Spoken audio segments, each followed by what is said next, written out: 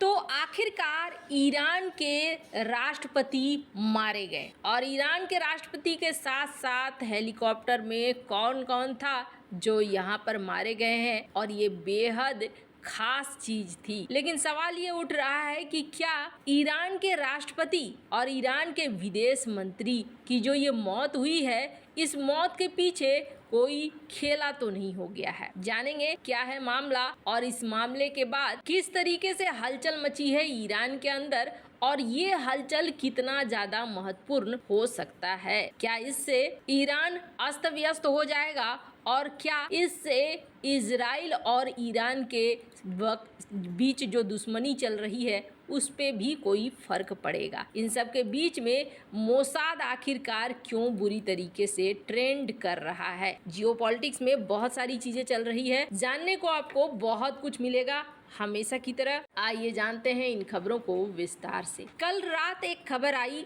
जिस खबर में ये कहा गया कि ईरान के राष्ट्रपति का हेलीकॉप्टर हार्ड लैंडिंग कर रहा था। अब जब से ये हार्ड लैंडिंग की खबर आई थी उसी समय समझ में आ गया कि ये जो हेलीकॉप्टर है ये क्रैश हो चुका है। और बात ये थी कि 3 हेलीकॉप्टर्स थे जिसमें सवार होकर पूरा का पूरा राष्ट्रपति का काफिला जा रहा था। इसमें से एक हेलीकॉप्टर दुर्घटनाग्रस्त हो गया और उस हेलीकॉप्टर में कथित तौर पर ईरानी राष्ट्रपति थे, विदेश मंत्री थे और उनके साथ 2 और प्रमुख लीडर थे। चारों के चारों ये वीडियो फुटेज उस समय के अंदर की है जब राष्ट्रपति इसमें बैठे थे और ये मुआयना करते हुए अपने गंतव्य पे बढ़ रहे थे। ईरान के राष्ट्रपति जा कहाँ रहे थे? तो ईरान के राष्ट्रपति जा रहे थे अजरबैजान, और अजरबैजान में एक डैम का उद्घाटन करना था। इस उद्घाटन के लिए ही ये जा रहे थे। अब यहाँ पर इस उद्घाटन स्थल पर पहुँचने से पहले ही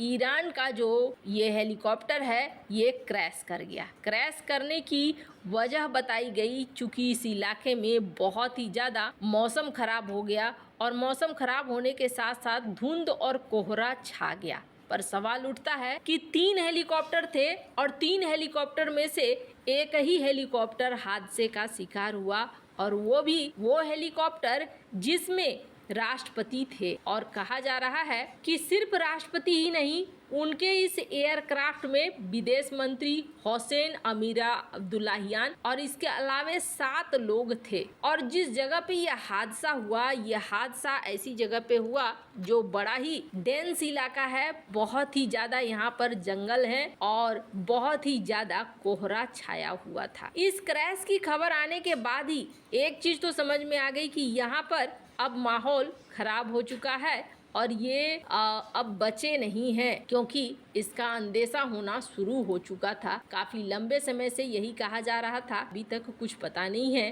पर अब जाकर कंफर्म हो गया है कि ईरान के राष्ट्रपति इब्राहिम रईसी और वहां के विदेश मंत्री समेत 9 लोगों की हेलीकॉप्टर हादसे में मौत हो गई है। काफी लंबे समय तक यहाँ पर ढूंढने का काम ही चला। फिर तुर्की का ड्रोन का मदद लिया गया और तुर्की के ड्रोन ने अच्छा खासा मदद किया। 12 घंटे से ईरानी सेना ढूंढ रही थी पर उन्हें नहीं मिल रहा था, पर आखिरकार तुर्की के ड्रोन का इस्तेमाल किया गया, अकेंजी ड्रोन का इस्तेमाल किया गया और अकेंजी ड्रोन ने हेलीकॉप्टर के मलबे की डिटेल बताई कि यहाँ पर ये हेलीकॉप्टर हादसा हुआ है, इस जगह पे है। इन्होंने वीडियो फुटेज जारी किया, स्क्रीन पर देख सकते हैं आप। यहाँ पर अकेंजी को भी अपना विज्ञापन देने का मौका मिल गया और इन्होंने यहाँ बताया कि किस तरीके से हमने पता कर लिया है कि यहाँ ईरान का हेलीकॉप्टर क्रैश हुआ है। अब यहाँ पर मलबे से सभी को निकाला जा रहा है।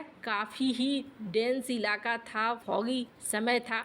अब सवाल उठ रहा है कि मोसाद ट्रेंड क्यों कर रहा है? क्या इसके पीछे कोई साजिश है? पहली बात तो ये है कि जैसे ही ये हादसा हुआ है ना, वैसे ही सबसे पहले दिमाग में आएगा कि जरूर ये इस हादसे के पीछे 2 रीजन हो सकते हैं। पहला रीजन ये हो सकता है कि ये जो हादसा है, ये हादसा ठीक इजराइल और ईरान के टेंशन के बाद हुआ, और दूसरा अगर काफी नजदीक का ले तो ये हादसा तब हुआ है जब भारत के साथ चाबहार पोर्ट का एग्रीमेंट साइन हुआ है। अब यहाँ दोनों ही चीजें आ रही हैं, कुछ लोग किसी का हाथ बता रहे हैं, कुछ लोग किसी का हाथ बता रहे हैं। अभी तक ये जांच का विषय है कि आखिरकार क्या हुआ है, ऐसा कैसे हो गया, और अगर मौसम खराब था तो बाकी 2 हेलीकॉप्टर कैसे बच गए और यही हेलीकॉप्टर क्यों निशाने पर आ गया। कुछ लोगों को चीन पर शक हो रहा है। ईरान के राष्ट्रपति इब्राहिम रईसी और विदेश मंत्री हुसैन आमिर अब्दुल्लाहिन का एक साथ मौत हो जाना और वो भी एक घाटी में क्रैश हो जाना, इसके बाद हादसे के पीछे साजिश की आशंका को भी जन्म देता है। ग्लोबल टाइम्स की रिपोर्ट कहती है कि ईरानी राष्ट्रपति रईसी ईरान के पूर्वी अजरबैजान प्रांत में यात्रा कर रहे थे।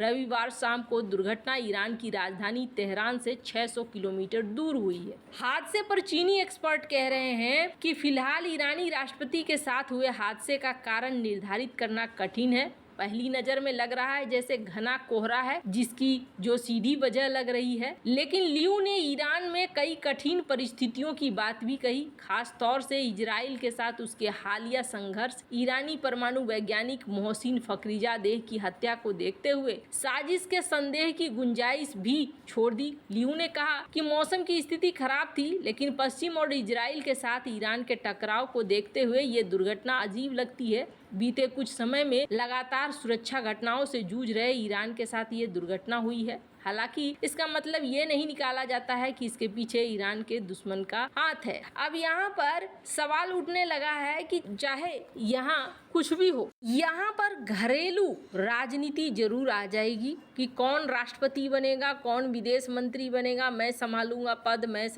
पद, लेकिन ईरान के अंदर कुछ ज्यादा बदलाव नहीं आने वाला है। क्यों बदलाव नहीं आने वाला है, उसके पीछे कारण समझिए। सबसे बड़ा कारण ये है कि ईरान में राष्ट्रपति हो, विदेश मंत्री हो, ये सब एक मुखौटे हैं। असली ताकत है यहाँ के धर्मगुरु, सर्वोच्च धर्मगुरु खामनेई के हाथ में। खामनेई जो निर्णय लेते हैं वही ईरान में चलता है, और यही वजह है कि ये एक साजिश कम और ये लगता है जैसे कि सचमुच में कोहरे का शिकार हो गए हों। पर जो भी है, अब ये समय आएगा तभी पता चलेगा कि असल में क्या चीज हुआ था, या फिर हो सकता है कि कभी भी ये पता न चले। पर यहाँ पर ईरान के अंदर एक नई चीज जरूर शुरू हो गई है। पहले से लोग बैठे हुए थे, हालात खराब थे। अब इन हालातों के बीच में नई सरकार, नए लोगों को कैबिनेट में डालना, ये भी एक अलग काम हो गया। एक झटका तो है, लेकिन रईसी की मौत एक राजनीतिक झटका है, घरेलू झटका है, और इस झटके को